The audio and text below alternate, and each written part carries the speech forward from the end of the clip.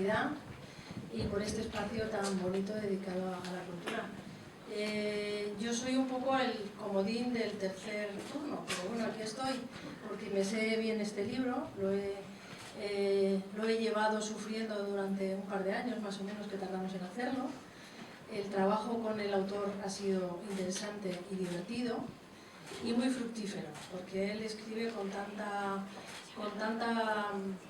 verborrea como cuando habla, y entonces pues era siempre muy interesante recibir esos folios al día siguiente de escribirlos, porque él escribe por la noche cuando vuelve del programa muchísimas veces o a primerísimas horas de la madrugada.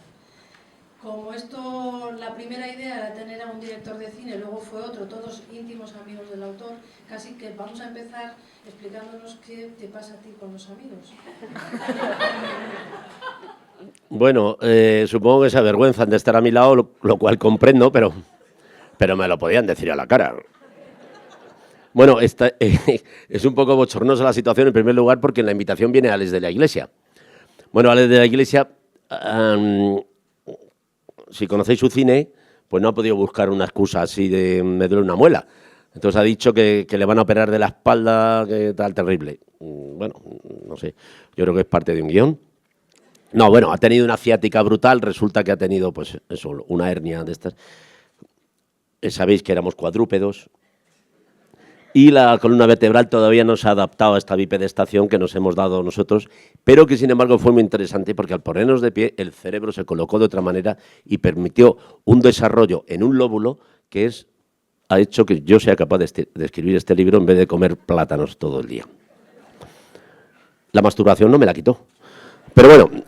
O sea, tengo una parte de mono y otra parte de bipedestación. Entonces, esta hernia discal probablemente le operen hoy o mañana. O sea que sí, que efectivamente, debido a la nueva normativa del gobierno, pues no le vamos a despedir por una baja justificada. Así que se libra in extremis.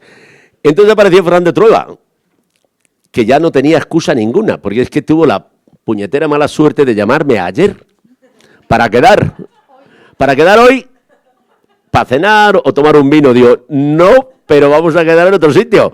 Y ya no valía lo de, es que nada. Aunque me dijo, es que tengo que ir a ver a mi madre a una residencia. Y efectivamente, digo, bueno, pues después. Pero resulta que tenía un coche esperándole, pues cuando alguien de esa importancia, sabéis que tiene un Oscar, pues entonces la editorial se estira y le pone un vehículo. Con tan mala fortuna, pase, tiene usted aquí un asiento reservado. Un aplauso para Dani Mateo, estrella de la televisión.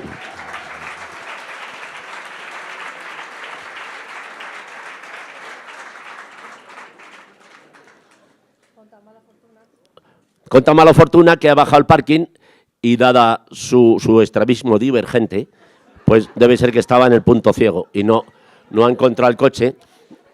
Y entonces, pues bueno, que al final esto está complicándose muchísimo.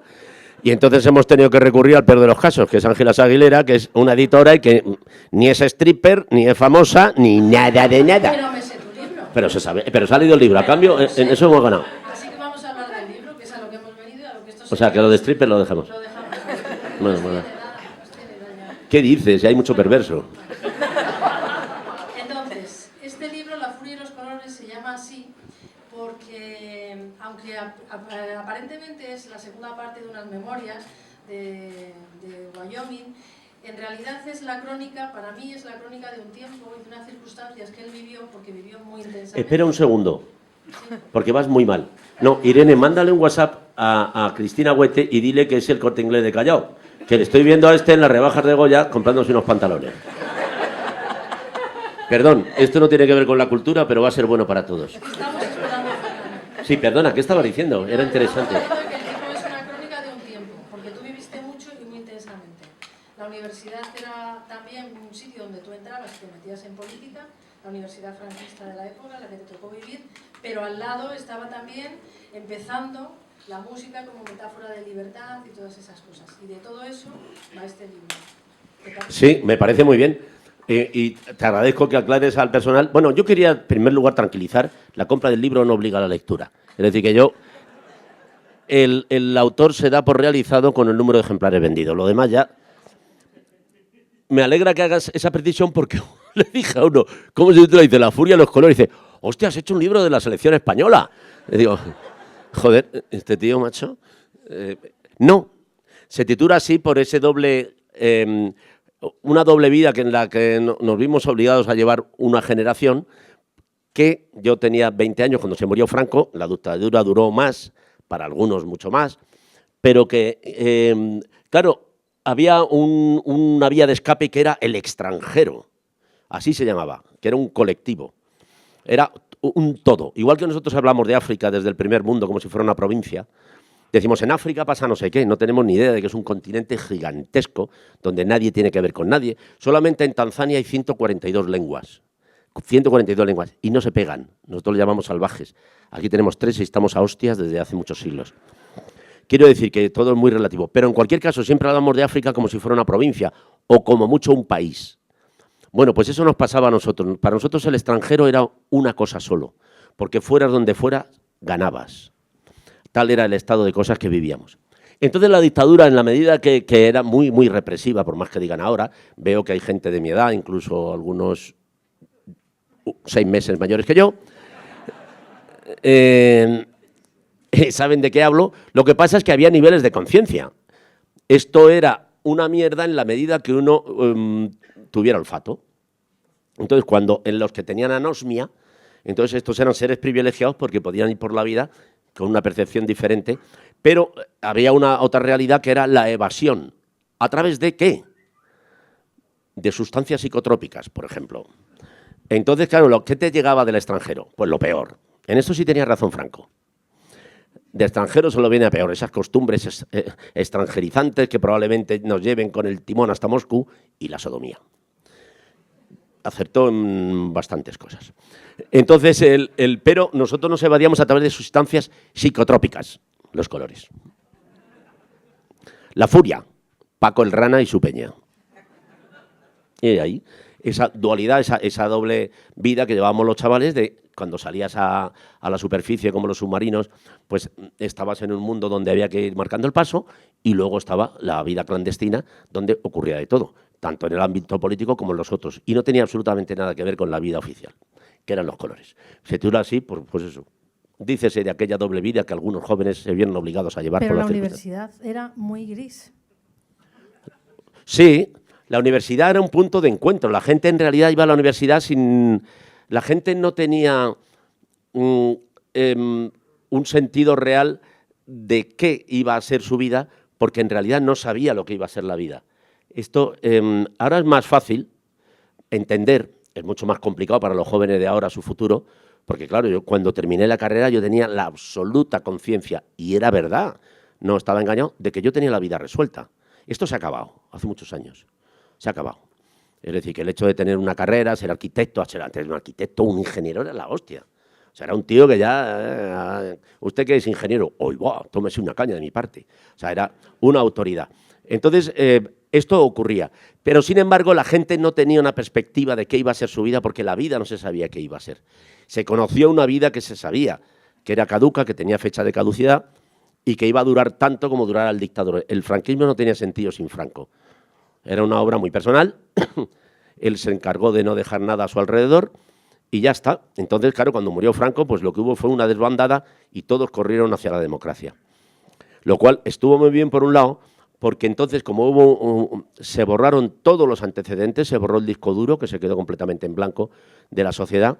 Nadie quería volver, hubo una amnistía por un lado, en cuanto a la repercusión judicial del asunto, pero por otro lado, sobre todo, hubo una amnistía en lo social, es decir, todo se borró y la gente pasó a ser ciudadanos del nuevo mundo.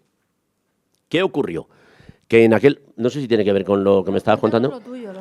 Pero, ¿qué ocurrió? Que en tanto nadie quería estampar su nombre en ese nuevo mundo que empezaba, no quería volver a tener un currículum nefasto, porque no se sabía qué iba a ocurrir, hubo un vacío de poder. Hubo un vacío de poder desde el año probablemente 77, 78 hasta los 80 y algo.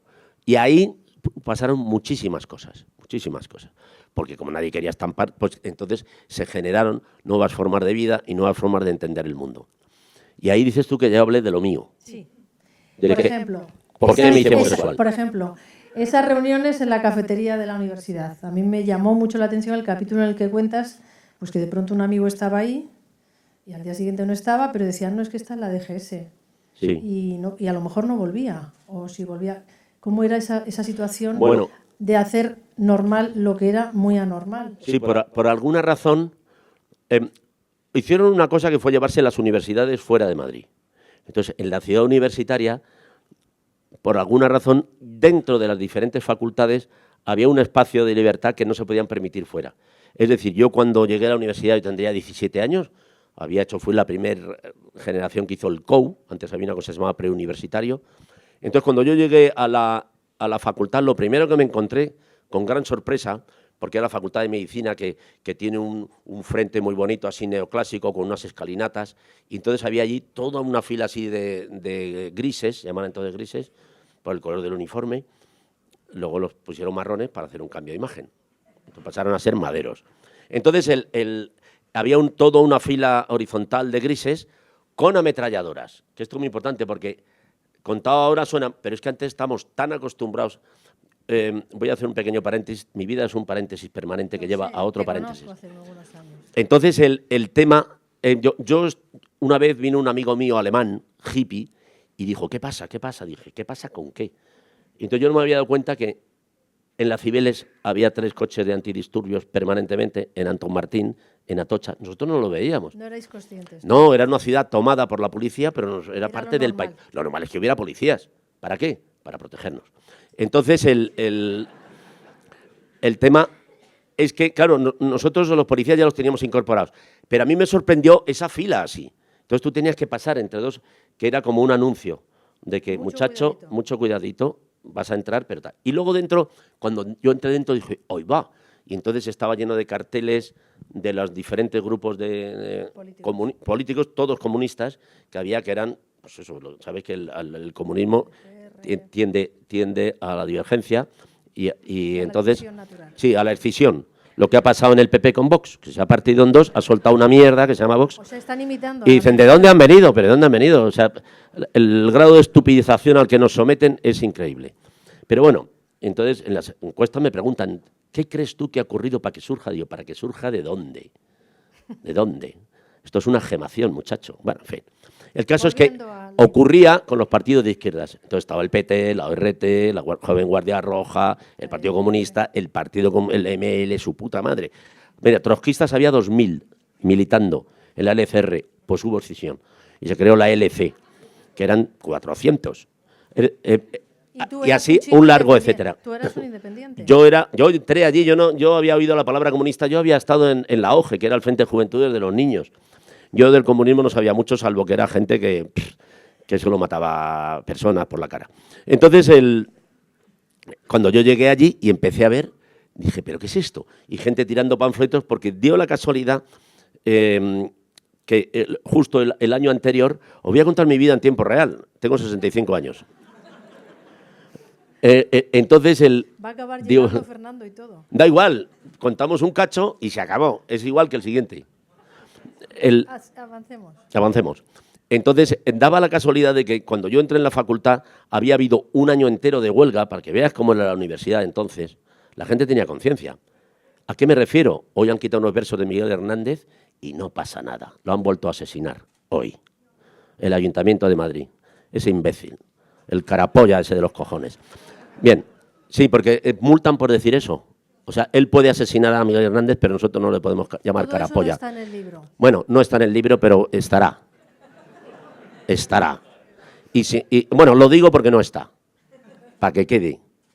Y que me multen. Y entonces voy a explicar al señor juez de qué coño va esto.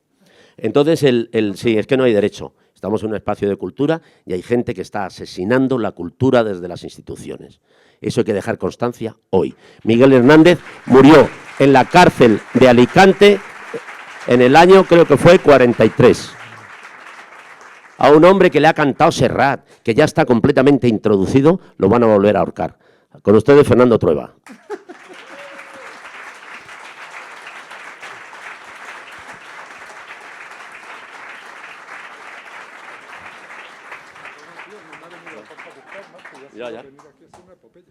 Ya.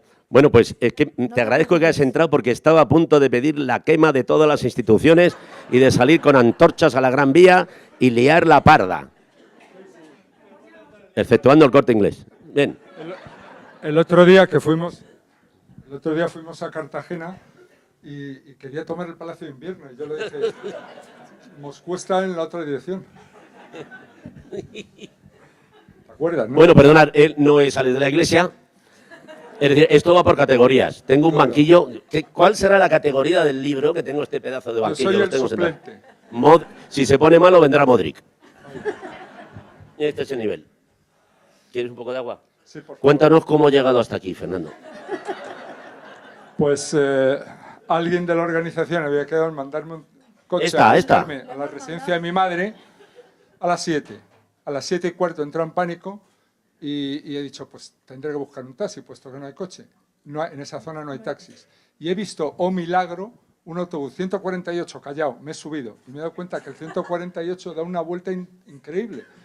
No venía directo a Callao, entonces me he tenido que tirar a mitad de camino. ¿Y ya has comprado puesto en la Rosilla? Tampoco he encontrado un taxi hasta que he encontrado uno y me ha traído. Vale, pues nos O ha sea, llamado un estoy aquí. taxista diciendo no te encontraba. No pasa nada. Aquí Bueno, el taxista ese no le volváis a llamar. Oye, perdona. Es un padre de familia. Bueno. Oye, Fernando, ¿tú te has leído este libro? Yo he venido aquí a hablar de tu libro. ¿ah, sí? Claro.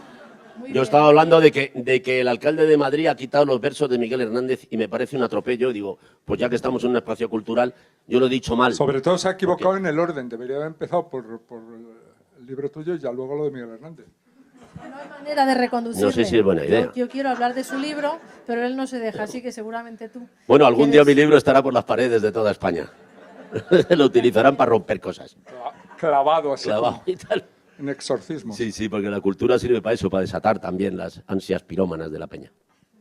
Pues yo, fíjate, o sea, yo no sé, quizá me lo habías contado, pero hay cosas que me entero por tu libro y yo no sabía. Por ejemplo, lo del origen de Wyoming. Yo no lo sabía, te lo juro, nunca me lo habías dicho. Bueno, sabes que es una zona que tiene cráteres. Sí. No, pero lo de que era lo de la tuna. Yo creo que por eso no me lo habías contado. Joder, es que este macho... Sí, cosas de esas. Bueno, pues en el libro se descubren cosas muy Eso, interesantes. sí, era una tuna pirata, se llama Tuna del Candil. No estaba en vista por las zonas oficiales, pero bueno, tocábamos en la Plaza Mayor. En realidad nos daban dinero para que no fuéramos. O sea, la gente veía venir y decía, hostias. Entonces íbamos allí a determinados restaurantes típicos, y entonces la gente cuando veía venir veías que no disfrutaban mucho, miraban al plato. De repente cobraban interés la comida cuando hasta entonces pues, estaban departiendo. Y entonces te daban pasta y te pirabas. Y luego había un sitio que te voy a contar, que esto no viene en el libro, o no lo sé, que era el Motel Avión. Que era, entonces, Hombre, famosísimo. el Motel Avión al lado de Barajas, y entonces, con perdón de las Se mentes podría hacer una virginales, serie ahora de estas de Netflix. entonces Por el Motel Avión. había prostitución. Y entonces íbamos los domingos por la mañana con todo el resacón a cantarles en el desayuno. Estaban las prostitutas con... Pasen. Estaban las prostitutas con los clientes. Entonces, claro, sacaban billetes para que te fueras a la mierda. O sea, con todo el resacón nosotros enredándose en el viento. Toma. Tiros. Ay, que a mí me gustan, déjale que soy estudiante, tal. Entonces, bueno, Entonces, ese era un sitio, o sea, en una mañanita te sacabas ahí un zurrón. Éramos buitres, sí. Entonces ahí me pusieron, sí, porque te hacían un casting. Y entonces de ahí salías, sí o no, si sabías tocar, y con un nombre de guerra, porque a partir de ahí todo el mundo tenía un nombre de guerra, nadie quería saber nada más de él. Había uno que era así, tal, otro tal, bueno. Entonces había nombres muy buenos. A mí el que más me gustaba era uno que se llamaba El Veraniego. Hostia, Qué bonito. El Tremendo, el Reglas, ese no vamos a explicar el origen. Y yo, como no sabía cantar ninguna canción en castellano, me pusieron Wyoming. Yo no sabía todavía que era un estado americano. Pero luego ya, cuando empecé a cantar rock and Creías roll, que era un refresco. retomé y me puse Gran. Eso me puse yo. Es que le supo a poco lo de Wyoming. Y yo, fíjate, la primera vez que vi yo a este hombre, él no me vio a mí. Yo iba andando y leyendo el libro, había cambiado el sitio yo. Iba yo caminando por Cuatro Caminos, mi barrio estrecho y todo esto, y en el Scala Street, que ya no hay, pegaban siempre carteles de conciertos y tal. Y en mi recuerdo yo vi un cartel que decía, esta noche, en el Pío XII, pero según el libro me da la impresión que es el San Juan. No sé, ¿en el Pío XII actuaste también? Pues igual también, ya no me acuerdo, en el San Juan, Bueno, sí. el caso es que en un colegio mayor de estos, yo estaba en primero de facultad o así, y dice, esta noche, el Gran Wyoming y Paracelso. Y yo dije, ¿quién tiene los huevos de ponerse el nombre el Gran Wyoming? Esto hay que verlo. Y fui a verlo y era para verlo. Y no, era increíble, la verdad es que lo pasé bien y superó mis expectativas, ¿no? Incluso más allá del nombre. Y no, fue muy bonito. Esa fue mi primera visión de Wyoming cuando era una especie de rockero desenfrenado ahí cantando por Franz Zappa, ¿no? Y además peinado de Franz Zappa, barba de Franz Zappa, vestido de Franz Zappa, todo era Franz Zappa. Se va de que imitaba a Franz Zappa. De hecho, era Franz Zappa en realidad, ¿no? Que tú no actuaste ese día. Monzapa me llamaba entonces. Bueno, fuiste a ver la estatua de Zappa, ¿dónde? ¿A Riga? Sí, pues yo no sé si era en Riga o en Tallinn. No sé, yo creí que era una leyenda urbana. Pero como los países bálticos lo meten en la misma guía, tiene ventaja. Miré Z Zappa. Hostia, pues existe. Me lo habían dicho. Porque hicieron un monumento a Franz Zappa cuando todavía estaba el telón de acero. Que incluso el rock and roll no llegaba. Pues Zappa tenía un monumento. Dije, jo, macho, qué gente más entendida. Y cuando vi aquellos pillones dije, entendida de verdad. La gente iba a hacer turismo sexual y yo cultural. ¿Qué os parece? ¿Qué personaje? Pues esa fue mi primera visión de Wyoming. Y bueno, y el primer libro se acababa en Ámsterdam, ¿no? Y este se acaba en la Mili, ¿no? O cuando acaba la Mili. ¿Y cuántos volúmenes va a haber como Proust? Es que crece poco, este niño crece poco literariamente. ¿No? Sí, bueno, aquí tenemos a la editora. La editora dijo, este tipo es un filón, nos forraremos con él. Entonces me encargó un libro dijo, voy a escribir un libro sobre cosas mías. Y dijo, estupendo. Y ella pensaba que iba a contar pues, cotilleos de la tele, Sansa Batés, Ronca, tal, este tipo de cosas. Y, Esto es lo que estaba esperando. y sin embargo, claro, cuando mándame algo, pues siempre están en ansiedad. Pues claro, les cuesta dinero, todas las cosas a las editoriales. Entonces, y yo le mandé. Y entonces, claro, le mandé como 100 y pico páginas y tenía 7 años. Y me dijo, ¿pero esto qué es? ¿Tienes 7 años, llevar 100 y pico páginas? Y a partir de entonces en el concepto ponía siempre, el puto niño no crece. Mandaba 100 y tenía 7,5. Claro, yo se lo dije y ella se rió. Digo, esto va a ser como la memoria de ultratumba de Chateaubriand, que escribía su vida tal cual. Y me dijo, jajaja. Solo te ha superado Elías Canetti en sus memorias, que en la página 150 tiene 9 años. La verdad es que... Si lo hubiera sabido. Como dijo el arropiero es el mayor criminal de la historia de España.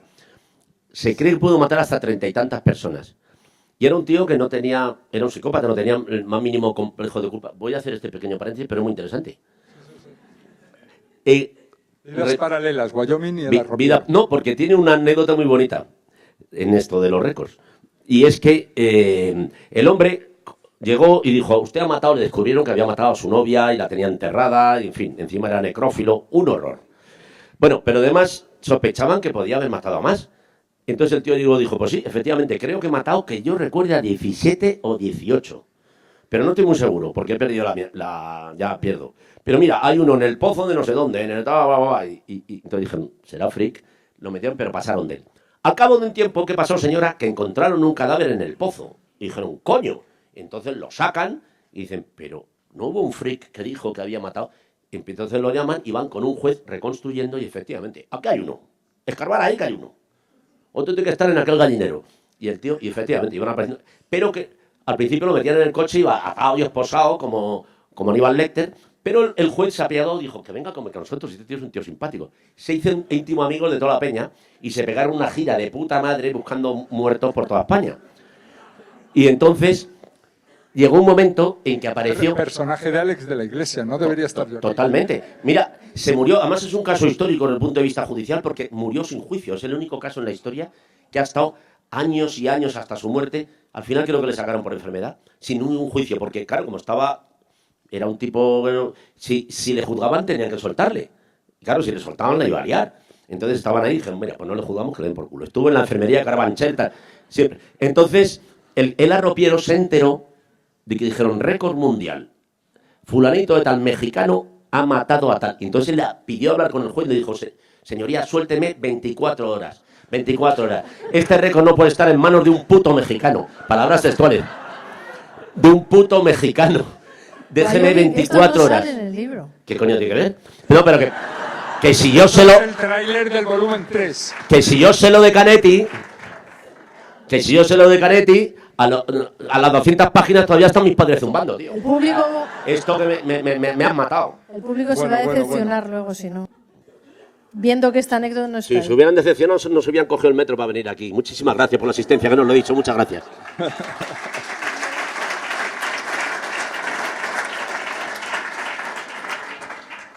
Pues ahí estamos. Me cago en Canetti. Pobre hombre, joder, es un Bueno, gran- vale, entonces no. El ropiero. Eso. Pues sí, se podría hacer un musical. Y bueno, vamos a ver. Entonces, Siempre empiezan los libros por el final, Fernando. ¿yo? Sí. Ha dicho el final, el primero acaba aquí, el segundo acaba aquí. Te lees los finales y dices, esto Solo es una los mierda. finales. No se casan. Yo voy al grano. Ya no quiero saber nada. No, pero también me he leído alguna cosa por el medio. No, por ejemplo, de cuando trabajamos juntos, Rara vez. que lo cuentas ahí, A este no le gusta trabajar. mucho más que a ti. Bueno, eso sí. Pero a mí no me gusta nada. A ti poco. ¿Eh? A mí nada, porque Tú estamos... siempre quieres jubilarte y yo quiero trabajar hasta morir. Puesto que tú quieres trascender y yo soy una hojita al viento. Yo ya he trascendido, ¿Ah, sí? chaval. Bueno, a nosotros no nos gusta trabajar, por eso nos dedicamos a esto. Hay Claro. empleos mucho más dignos, y mucho más sensatos, responsables y que sirven para algo. Y tú tenías la opción de haber sido médico, Ya. pero elegiste ser un inútil. Sí. Por Yo respeto no a la tuve humanidad. esa opción, yo fui un inútil desde niño. Yo era el más tonto de mi familia. Éramos 8 hermanos, ¿eh? Pues yo era el más tonto de los 8. Pero tuviste suerte, no caíste en mis manos. Porque... Imagínate que tus padres dicen No, que tengo caíste este tú en niño. las mías. ¿No? Eso sí. Después de verle aquella vez ahí, luego le vi en un corto que se llamaba, del cual sacas en el libro unas fotos muy graciosas, pues se pasaba el corto en gallumbos, en calzoncillos, con sus melenas, un corto se llamaba Éranse dos veces. Y le vi en aquel corto y dije, este tío, joder, y este es el del concierto aquel y tal. Y entonces cuando hice mi primera película ópera prima le llamé para hacer allí un personaje y bueno, y ahí empezamos. Ya iba a verte a la Aurora, que también por el libro me he enterado la historia de que el bar este, la Aurora, se llamaba así por el acorazado este ruso, ¿no? Que un poco, no sabía yo ese episodio histórico, no sabía que la Aurora fuera tan soviet. Era soviet total. Bueno, fue la acorazado del que salieron para tomar el Palacio de Invierno. Una maravilla. La Por eso Aurora, estamos hoy aquí. Todo encaja como un pool de sideral. claro. Así que luego repartiremos las armas. Hay un clásico del cine ruso que se llama La Aurora, pero no trata de ti en La Aurora, trata del acorazado. Sí, así es la vida. Pero bueno, luego iba a verte a La Aurora siempre con reverendo y nos sabíamos las canciones de memoria. Supongo que algunos de los que están aquí ibais también a La Aurora. Pocos han Bóvedas. sobrevivido. ¿Tú sí? Sí, allí cantábamos todos juntos lo de Connecticut. Connecticut. Granjeros de Connecticut. Nunca como entre bebidas, era otra ese canción. fue Un gran título. Ese era del reverendo. Bueno, era el tío que más soplaba del mundo. Ese título yo te hice un homenaje. Bueno, es un título reverendo, pero es una frase del cómico americano W.C. Fields. ¿Ah, sí? Sí, nunca comía entre bebidas, ¿no? Y que decía eso de que nadie que odie a los niños y a los animales puede ser completamente malo. Y tenía esas frases geniales. Pero yo se la metí a la Sardá en esa frase en La niña de tus ojos. Nunca como entre bebidas. Siempre son frases tan buenas que hay que darles salida siempre. Bueno, había otro título también extraño que era Si no ha venido el señor Cortezo a ver quién coño me firma el albarán. Es un título, o sea, como canción, la verdad es que nunca tuvimos éxito. De éxito No, real. pero esas frases, acuñasteis frases que eran como marcas, ¿no? Con la mano entre las piernas cuando voy montando en bici, a veces tengo envidia de ti porque me tienes a mí. Correcto. Esas frases para mí han quedado pues como conócete a ti mismo, pienso luego existo, o sea, se puede construir todo un sistema filosófico sobre ellas. Mi novia se pone roja. Me hace una gracia. Porque sí. Pero no por lo que decimos. Bueno, ya hay una que tiene mucho que ver con lo que estamos hablando, que es loor al trabajo ajeno. Esta la Era he citado yo. toda una oda al trabajo de la gente, en el que yo lo presentaba y me encantaba la frase que decía, porque nosotros sabemos lo que es trabajar porque lo hemos visto. Y entonces la gente aplaudía mucho. Y decía yo, joder. Sí, porque contaba todo un rollo de que la gente, claro, se tiene que alienar para sobrevivir en un ámbito que ni le va ni le viene y en un proyecto que no es el suyo, pero tiene que llevar de comer a la familia. Y en ese estado de enajenación no valora el mérito real de llevar una jornada disciplinada y de rutina. Y entonces soltábamos una soflama que en principio podía ser insultante, pero luego cuando decía al final eso, pues la gente aplaudía porque veía que, no sé, no veía nada, yo creo. Y luego la canción iba de eso. Bueno, tu primer libro se llamaba Un vago, dos vagos, tres vagos, que es una declaración de principios, ya ahí se te veía venir, ¿no? Ya apuntabas maneras y tal. Yo tengo mucho cariño a tu segundo libro, a Te quiero personalmente. Y siempre ese libro, que es una novela divertidísima, la recomiendo a los que no la hayáis leído. Me acuerdo que íbamos, Penélope Cruz y yo, promocionando por Alemania La niña de tus ojos, y ella iba siempre leyendo un libro de Krishnamurti. Y yo iba con el tuyo, Te quiero personalmente. Y íbamos en aviones o tal, y yo iba, la gente en el avión mirándome, riéndome. Y Penélope me miró y dice, ¿de qué te ríes? Y tal. Yo, es que este libro, joder, tía, cámbiate de libro porque es que esto que estás leyendo es un muermo y una tristeza, ¿no? Con todo el respeto a Krishnamurti, ¿no? Krishnamurtis. Qué curioso el mundo, ¿no? Él, que es el hombre profundo, serio y filósofo, estaba leyendo una trivialidad de un freak y ella, pues, leyendo una cosa profunda. Sí. Así es la vida, amigo. No, que si hubierais puesto a hablar, pues hubierais compensado los dos la balanza. No, pero también Sócrates y Platón iban a ver obras de Aristófanes al teatro, ¿no? Salían ahí unos hombres con unos A la Aurora no venían, desde luego. No. Yo no sé. Les gustaba la comedia. Yo soy más de Menandro, de todos modos. Menandro... Ande yo caliente y ríes a la gente. Pues sí, la verdad que no, sí. Menandro es más burgués. No me jodas. No, esto de Menandro que has dicho es mentira porque no lo has leído seguro. Vale, es verdad. Y si hubieras leído a Menandro y Aristófanes, tú lo que dirías esta noche es yo soy más de Aristófanes. Mucho más. Porque es más político. Concretamente, la avispa me conmovió.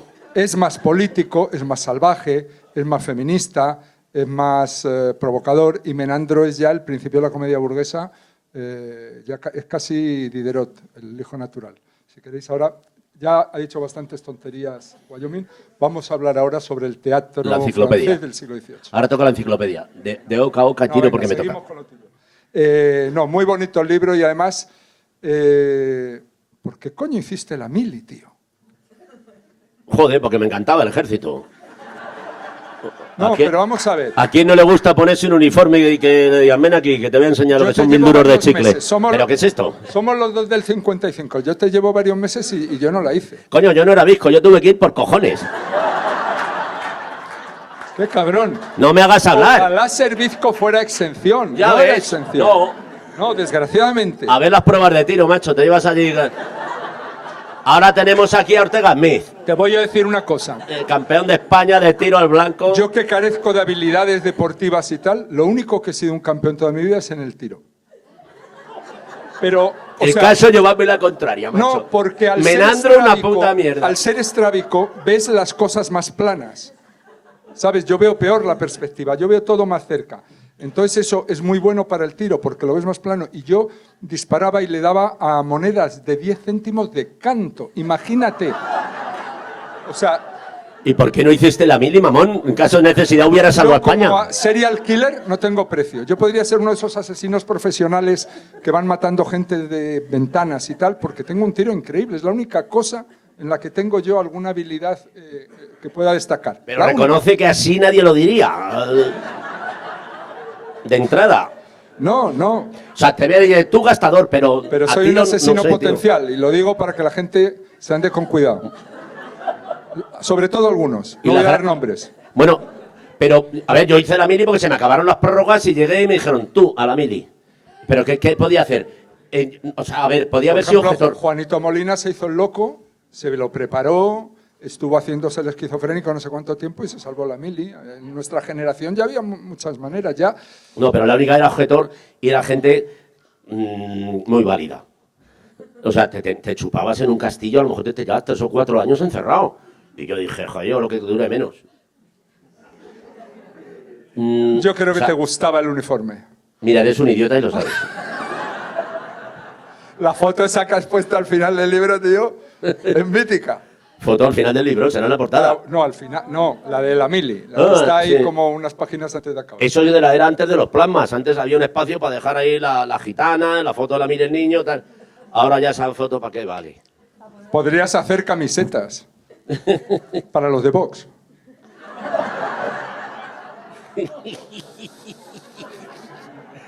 Cállate, que son capaces de ponerla para tiro al blanco. Como Dillinger. Gran hombre. Bien, cuenta la anécdota de cuando te pusiste un uniforme de policía y te fuiste. Estabas haciendo una película de Fernando. Pero te fuiste a la calle con Pues sí, con el meteorito. El meteorito era el otro madero. Sí. En una película, Sé infiel y no mires con quién. Una película de Fernando Trueba. Con la que Fernando hizo su primer dinero con el cine, si no recuerdo mal.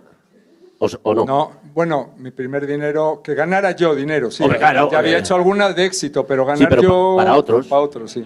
Ahí fue la primera vez que gané yo un sí, yo creo que de ahí te compraste tu casa o diste la entrada. Más o menos. Sí. Es que nos conocemos desde entonces. Nos vamos siguiendo la pista. Sí. Pues me llamó para hacer de madero. Y entonces iba yo con otro, que luego fue productor. Yo tengo mucho olfato para el casting. A este le puse de policía y en La Reina de España puse de guardia civil a Willy Toledo. ¿Qué sabemos? El rey del tiro, señores. A partir de ahora seré conocido como el rey del tiro. Joder, donde pone el ojo pone la bala, cabrón. Willy El Toledo de problema es que Picoleto. no se sabe dónde pongo el ojo. O sea, puede morir cualquiera. Joder, es que tú, macho, tú eres un chollo. Tú te pones aquí y toda la trinchera se agacha. Joder, puta. Nos está apuntando a todos, cabrón. Bueno, si no dejemos... fuera tan buena persona, acojonaría. Sí, eso sí.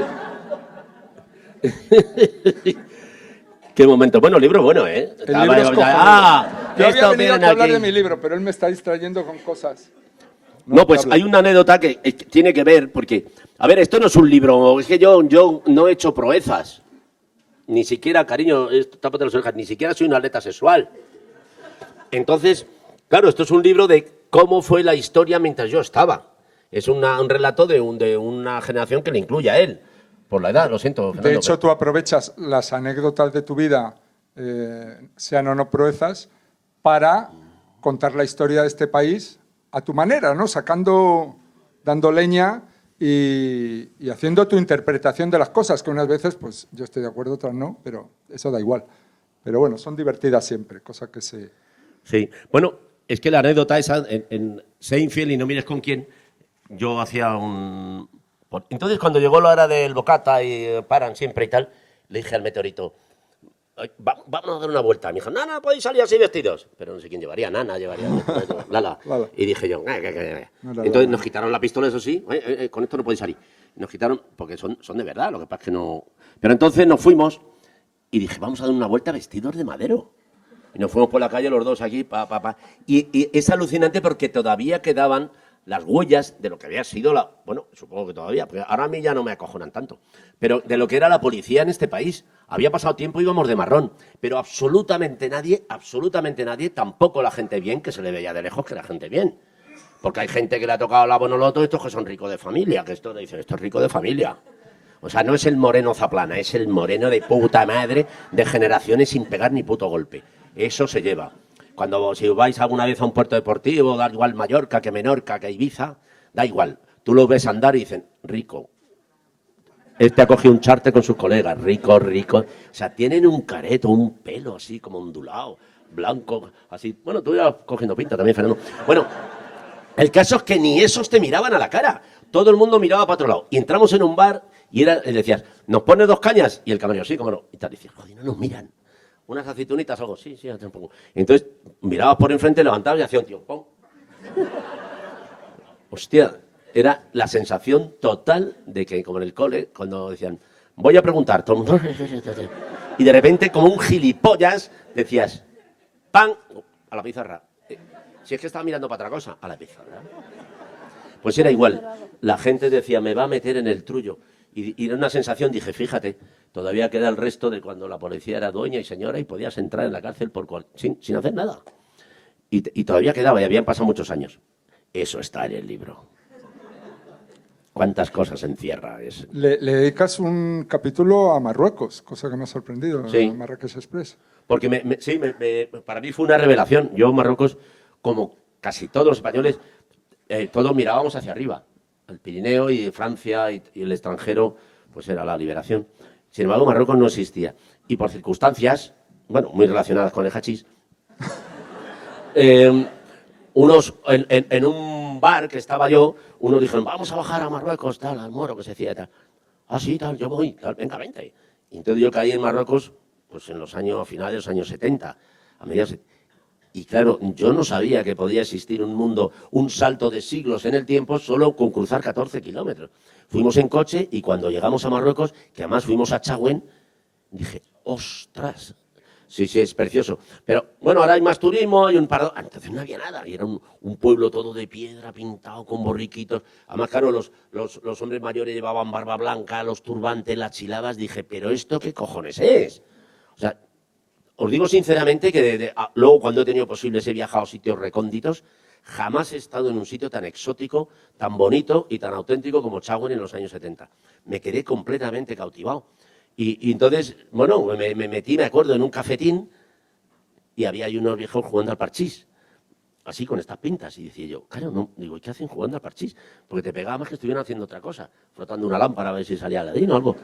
Y estaban jugando al parchís. Pero además me hacía mucha gracia que cuando uno volvía, el otro le movía la... O sea, se hacían trampas. Entonces, yo que estaba con un pedo de la hostia, estaba sentado con una risa floja, porque no me podía mover, y allí, entonces pasaba el camarero, y yo digo, ahora me va a echar, viendo este hombre aquí.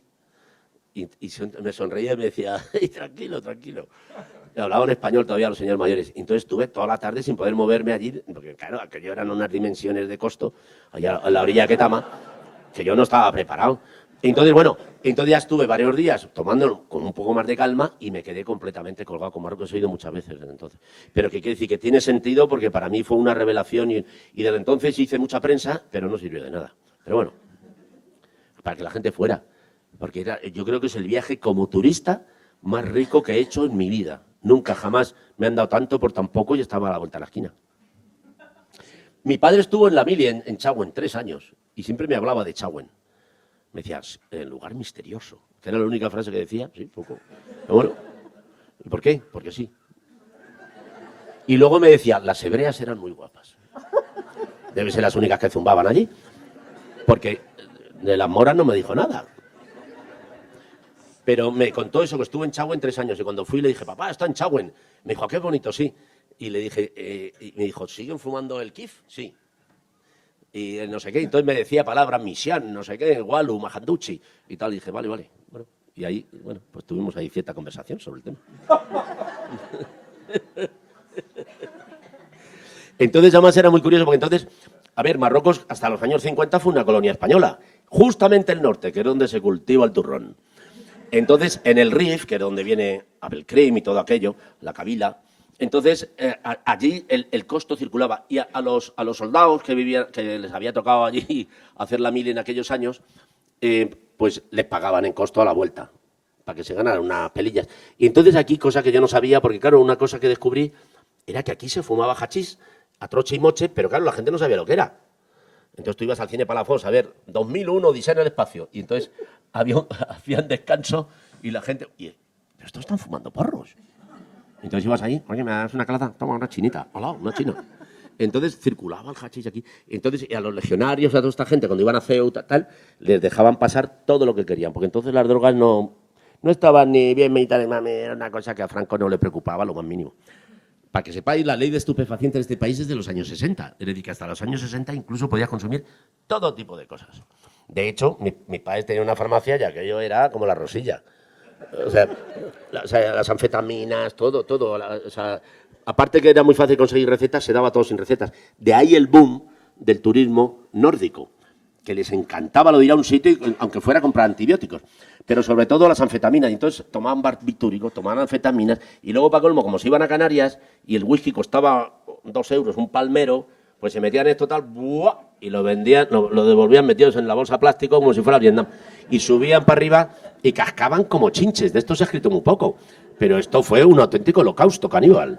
O sea, la cantidad de gente que pudo palmar en las Canarias. Porque, claro, decían, vamos a comernos de todo, todo es barato y todo aquí se... Por aquello de lo prohibido, por amor a lo prohibido, como los niños.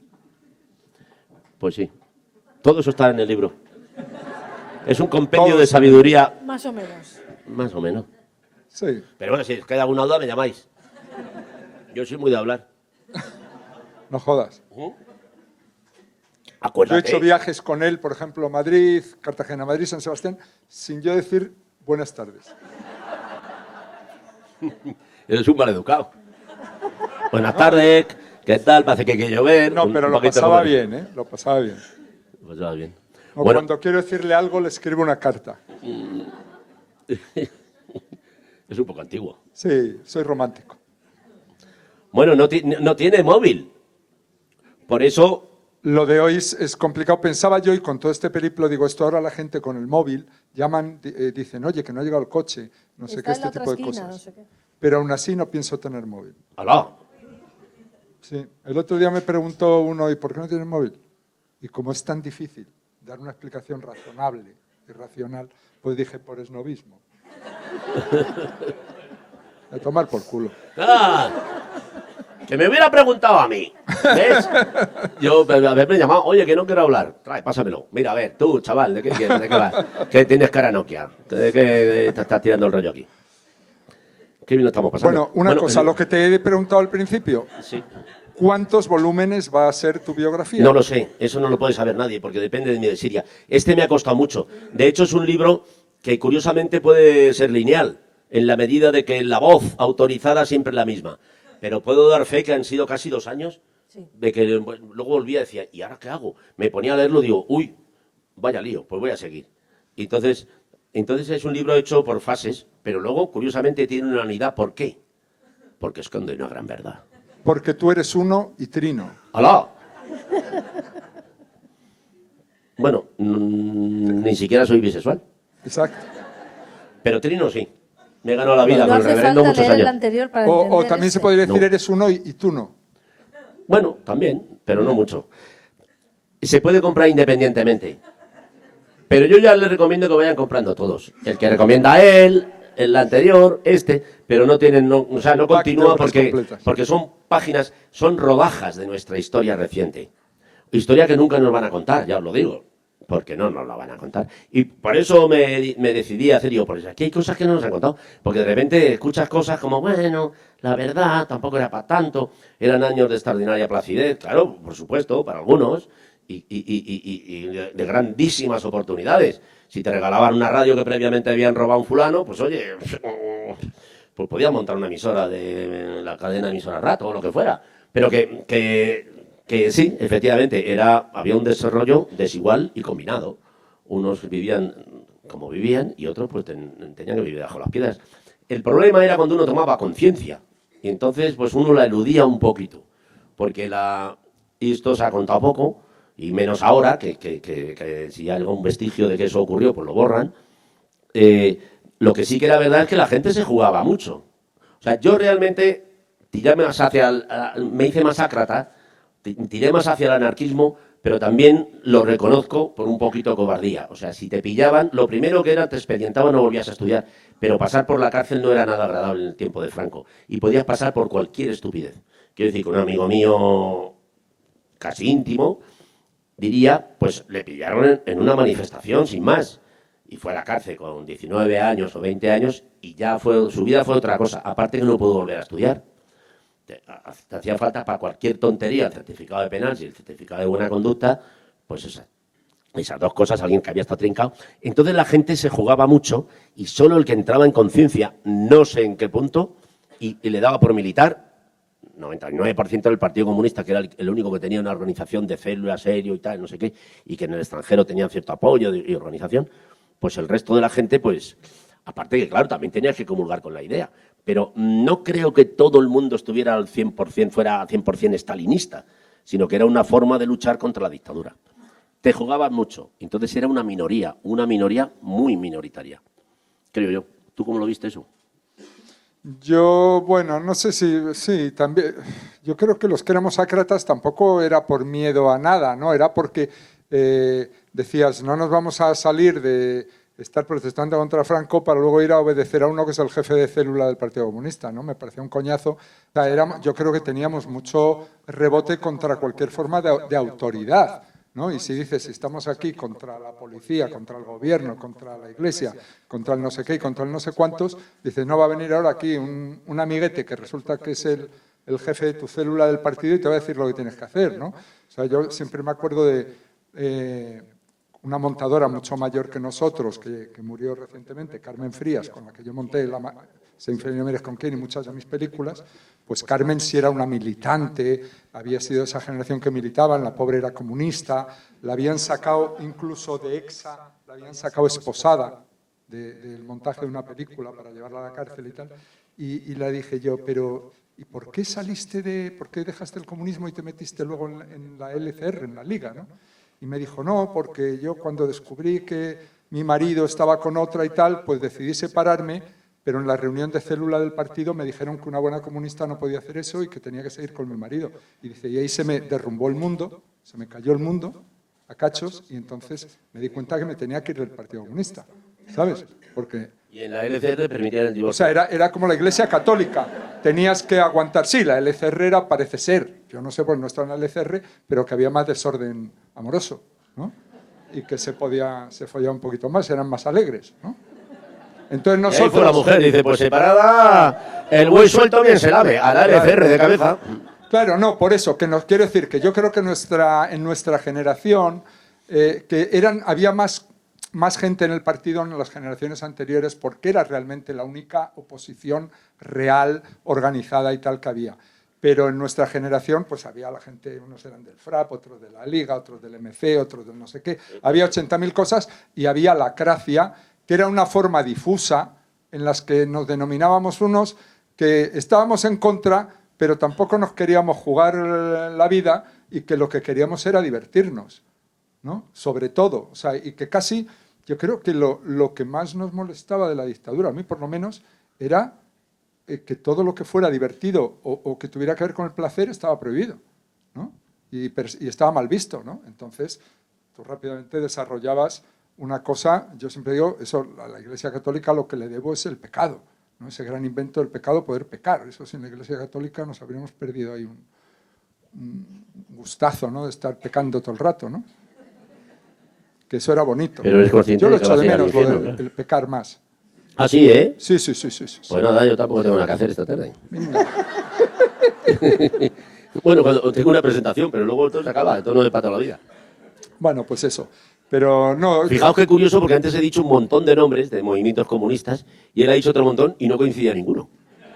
Es que antes de venir decir, es que los comunistas tienden a la digresión. ¿Sí? No, bueno, es que bueno, es que ya esa era una época que había tantas izquierdas, tantas cosas. Bueno, ¿no? Ya era... Sí, fijaos, partido maestras había 3 o 4. PT, la bandera roja, tal. Si sabes, Mao se pilla un rebote de cojones. O sea, porque claro, Mao era uno. Y no, muy poco trino. Y entonces, claro, que hubiera varios partidos solo maoístas. Dices, coño, qué nivel de matiz. Sí. Si Mao era un hombre muy sencillo, decía sota, caballo y rey. He aquí todo lo que tenéis que saber. Y era un libro de 100 páginas, el libro rojo. O sea, que tampoco es que daba para hacer 25 movimientos diferentes, todos militando. Sí, bueno. Hay una biografía de Mao muy documentada, que es un tocho así, donde una de las cosas que se revelan es que nunca había leído a Marx y que de Lenin había leído solo un librito muy pequeño de los cosas más pequeñas de Lenin, casi un folleto, ¿no? O sea, que Mao no tenía su base comunista, teórica no la tenía, ¿no? Debía ser más intuitivo. Era un hombre de acción. Era un hombre de rojo. Yo creo que vamos a ir acabando. No, pero si estamos todavía... Estamos empezando. Vale. Yo acabo de llegar. Bueno, cuando digáis hasta aquí, por favor. Nosotros nos callamos. Se están yendo algunas. ¿Eh? Es que han quedado. Estaban haciendo tiempo, en realidad. Adiós. Bueno, alguna no, se está yendo todo el mundo. ¿Y por qué te parece que la transición no se ha contado bien, Wyoming? ¿A mí? Sí. Bueno, no es que no se haya contado bien. Y has tenido tú que contarla a tu manera. No, yo no. Lo que digo es que todavía este país es muy singular en eso. Yo sé por qué, pero sería motivo de otra charla. Y es que nosotros no podemos hablar de nuestra historia. Todavía no se puede hablar de la guerra civil sin abrir heridas. Entonces, claro, la guerra civil fue en el año 36 del otro siglo. Pero ¿por qué podemos hablar de la guerra de independencia, que casi está al lado? Entonces, que todavía no se puede hablar de eso es alucinante. Entonces, de la transición se ha hecho un mito que no se puede tocar. La transición es de los pocos dogmas que nos ha dado la historia reciente. Quiero decir, yo alabo... Está muy discutida últimamente. Bueno, porque cuando alguien ha hablado se ha montado mucha polémica y por gente que a mí me parece muy sensata, grandes periodistas que se ofenden muchísimo, como ¿qué hubieras hecho vosotros? Incluso Alfonso Guerra, ese hombre tan brillante que ahora es bufón del Partido Popular. Sí, porque estos días vi unas imágenes en internet en las que salía presentando un libro, tenía a Pablo Casado tal, todos muertos de risa y él contando cosas. Digo, pero este tío, que ha llevado el huerto a la mitad del país y le ha hecho creer que estos eran unos sinvergüenzas y unos ladrones, ahora es su colega. Por eso nosotros somos hojitas al viento, como decía al principio. O sea, había una frase que decías tú, como le preguntaste a Carmen Frías por qué se salió del Partido Comunista, le preguntaba una vez a Vázquez Montalbán, ¿usted cómo sigue siendo comunista? Porque lo que usted hace, lo que usted escribe, lo que usted dice, lo que usted piensa, no coincide con el mundo de Stalin. ¿Por qué? Y el tío dijo, tiene usted razón, pero en el fondo estoy ahí por respeto al militante de base. Yo hay muchas cosas que les quisiera contar, pero yo he hecho, de alguna manera yo he influido en la forma de ser de mucha gente. ¿Consciente o no? Y esto ha pasado mucho, ¿no? Entonces, claro, este hombre yo creo que por dignidad, a mí estas carreras tan lógicas de, hombre, yo fui progre en mi juventud y radical, luego me fui moderando, muy tal, y ahora soy de extrema derecha. Y empecé en el Partido Comunista como Piqué, o sea, con la infinidad de gente que a mí me parece que son fundamentalmente unos sinvergüenzas y que no es una evolución lógica, porque lo único lógico es si tú realmente crees que eso es así, lo que tienes es que apartarte, pero no estar permanentemente pillando el sillón cada vez en una posición y siempre engañando a la gente, porque si tú ahora tienes una verdad ahora, entonces no la tenías. No es verdad. Y ahora se ve la verdadera cara de mucha gente que a mí realmente me engañó. Y a los que yo he votado también, porque claro, yo vivía en un mundo donde tampoco era tan sencillo. Y ahora no. Creo que por dignidad no deberían defraudar a la humanidad de esa manera, porque además le hacen creer que nada merece la pena, que todo es igual, y ese descrédito va en detrimento de la calidad de la democracia. Qué grandes palabras, y volvamos otra vez al cachondeo. No sé qué, había una pregunta aquí. Hay algunas intervenciones del público, me han dicho que tenemos que hacer. Si quieres, empezamos a preguntar. Público cualificado. Si... Pero tú habías dicho algo cuando yo he iniciado esta intervención. Yo había dicho una cosa que ya no sé. Ah, la transición. Es verdad. Sí. Entonces, he visto mentes muy lúcidas protestar diciendo, y por eso he citado a Alfonso Guerra, dijo, todos esos que hablan de la transición, a ver si hubieran tenido cojones de hacerla con una pistola apuntándole en la sien. Así se hizo. Eso sí es verdad. Entonces no puede ser perfecta. Quiero decir que en la propia definición de cómo se hizo, de la que por eso no se puede hablar, porque hicieron lo mejor que se pudo, y probablemente es cierto, y eso no lo discuto, está la propia realidad de lo que fue la transición. Una cosa que se hizo con los fusiles apuntándoles. Eso se hizo así. Pero, amiguete, O eso dice Alfonso Guerra, que fue uno de los que... así se ha hecho la historia de la humanidad. Entonces, claro, cuando se habla ahora, decir, oye, ¿no habría cosas que habría que ver? Dicen, no. ¿Por qué? Entonces, quiero decir, ¿quién apela al espíritu de la transición? ¿Quién dice que se quiere romper el espíritu del 78? Ya, pero si El no señor nos Pablo tuviéramos- Casado, el señor Abascal, el señor... Hostia, entonces hay que revisarla. Ya, pero amiguete, la historia de la humanidad es un intento de mejorar la vida de la gente, siempre contra una serie de fuerzas de gente que tiene el poder, que lo que quieren es simplemente mantener su estatus y su poder y tener a la gente debajo. Eso es así desde el Paleolítico inferior y la transición no es más que un nimio episodio de esto. O sea, quiero decir que no es que sea ninguna traición, ni ningún engaño, ni ninguna estafa. No, es la lucha del hombre para salir adelante e ir poco a poco mejorando la sociedad, su país y lo otro. Yo creo que esa es la historia de siempre, que siempre estamos amenazados y que siempre tenemos que pactar y negociar, porque si no, te dan con el... Es correcto, Te pasa la pisonada. pero yo soy partidario de que se pueda hablar de eso y de todo. Ah, por supuesto. Igual eso sí, que siempre, la siempre. Constitución no se toca, pero oiga, la Constitución es como un código de circulación. O Si inventan mañana el patinete eléctrico o los coches que van a medio metro de altura, habrá que revisar, no se toca. Mira, Pues Condorcet, que escribió la mejor constitución nunca escrita, que es la de 1793, Condorcet dijo ya entonces, en la Revolución, las constituciones se hacen para cambiarse, porque ninguna generación puede hipotecar a la siguiente.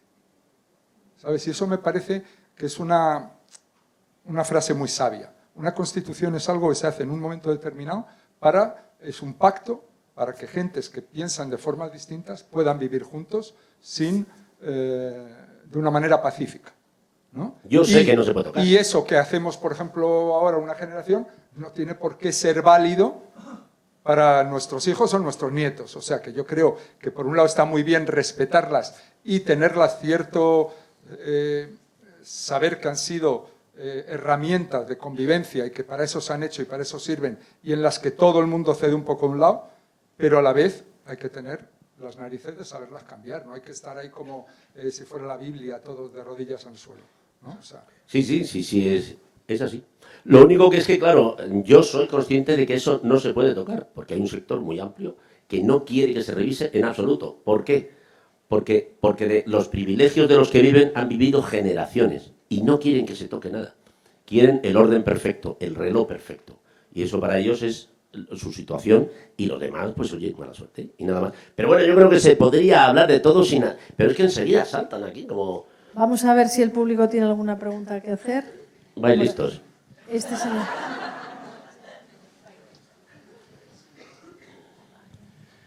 Bien, Góngora Wyoming, estos momentos serán inolvidables y verdaderamente maravillosos. Nos has expuesto el pensamiento de alguien que vive otra vida diferente. Y como es lógico, tu sentido del humor lo embarga todo. Así que yo voy a resumir, sin hacer ninguna pregunta sobre tu libro, porque te prometo que lo voy a leer, este gran poema que tú ya tienes y que quiero compartir con todos los amigos que aquí estamos contigo, que dice lo siguiente. Eres un tipo especial que el universo ha creado, con ideas sin igual y un proyecto solidario. Te envidian por ser artista, que lucha por la verdad. Entregas toda la vida y sonrisas sin igual. Tu sentido del humor nos inunda y nos divierte. Vives con intensidad y con ello te engrandeces, con un afecto cariñoso. Un aplauso, por favor. Muchas gracias.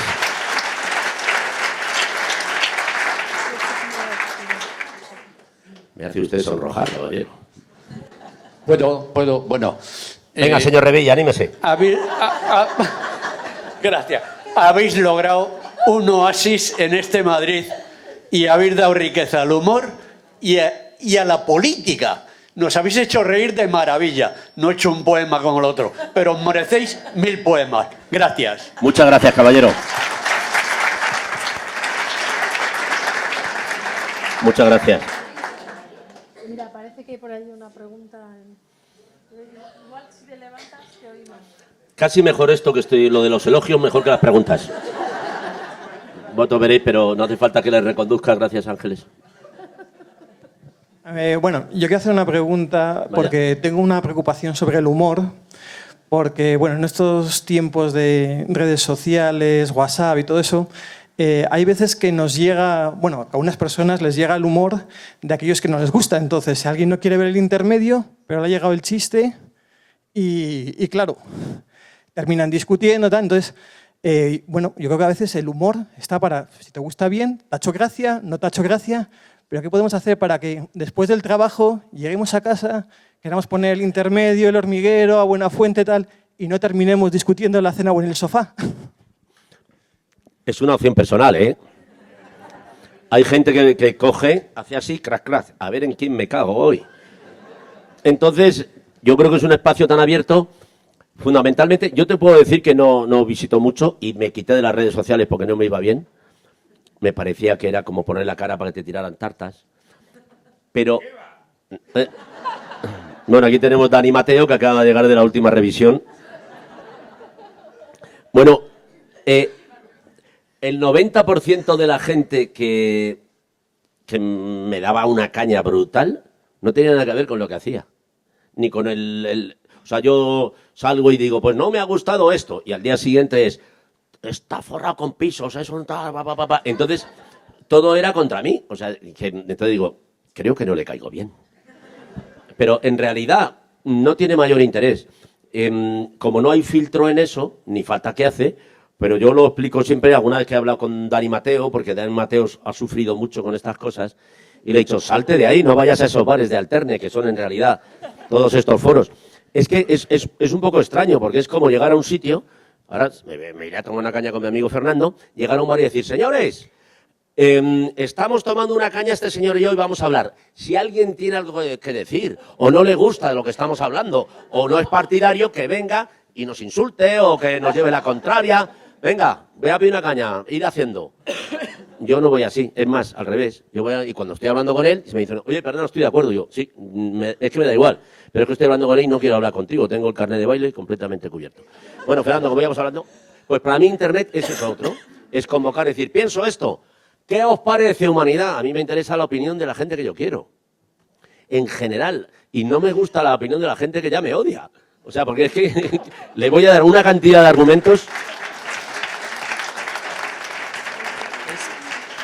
Es muy curioso que te odien, muchos de estos que te odian por un programa donde tú tienes un guión, guionistas, productores, directores, pero focalizan en ti o en Dani o en el que sea, todos sus odios y tal. Y yo digo, pero bueno, esto realmente a mí no deja de sorprenderme, porque es como si yo voy al cine, veo a John Wayne haciendo de malo y entonces voy a casa de John Wayne, me cago en su puta madre y tal. Digo, ¿por qué has matado 4 indios, cabrón? Y tal. Y el pobre me diría, no, es que el guión de John Ford, ¿no? O sea, es una cosa, es muy difícil de entender, o sea, cómo llegan a eso, ¿no? Sí, aquí hay una responsable, está ahí, se llama Carmen Aguilera, que es esa de ahí, de blanco. Venga, a tirarle allá las piedras. Bueno, yo lo uso de vez en cuando me veo delante de un juez y me dice, ¿usted sabe por qué está aquí? Me acuerdo la última vez, dije, no. Pues usted no sé qué, estaba al lado de Dani Mateo cuando tal. Pues yo no tengo nada que ver con esa. Vale, hasta luego. Sí, pero es verdad. Yo por hacer un pequeño inciso de un momento que estamos viviendo que a mí no me gusta, el otro día yo hago muy pocas entrevistas. No hago nunca entrevistas. Hago una con este señor todos los años, con Iñaki, que está aquí, y hago una todos los años en la que me explayo y ya cuento todo lo que tengo que contar y no tengo que contar más, porque siempre cuento lo mismo, entonces ya está dicho. Y más ahora que se graba todo. Bien, pues ahí está. Y no hago muchas, pero otro día hice una para un programa también que se llama Liarla Pardo. Bueno, entonces tú dices, te preguntan, ¿qué opinas de esto? ¿Qué opinas de esto? ¿Y qué opinas de esto? Opino esto, a casa. Y al día siguiente salen en El Español, en El Mundo, en no sé qué, al día siguiente de la emisión del programa, habrían en el digital conmigo, cagándose en mí, diciendo, Wyoming tiene un patrimonio, solo porque he dicho eso. O sea, no les ha gustado lo que he dicho y entonces hacen una cosa conmigo. Una de ellas era muy graciosa, porque citaba el libro. Decía, Wyoming escribe sus memorias y oculta su patrimonio. Pero imbécil, si tenía 20 años, debía dinero. O sea, pero entonces, ¿qué quería decir con esto? Es decir, el mensaje que lanzan es muy claro, es cállate porque te vamos a machacar. O sea, no dicen nada de la entrevista, es cállate. O sea, yo de repente paso a ser portada por el hecho de haber hecho unas declaraciones determinadas. Entonces es curioso porque aquellos que deberían ser los garantes de la libertad de expresión, como son los medios de comunicación, en este caso los diarios, se convierten en los principales enemigos de la libertad de expresión, diciendo a todo aquel que abre fuera de aquí, de lo que nosotros decimos que hay que decir, lo que se llamaría políticamente incorrecto, lo vamos a hundir. Y estos señores son los que tienen en su mano los medios de comunicación, que no debemos olvidar que es un derecho. Es un derecho de la ciudadanía, estar informados. Malos tiempos para la lírica. Bueno.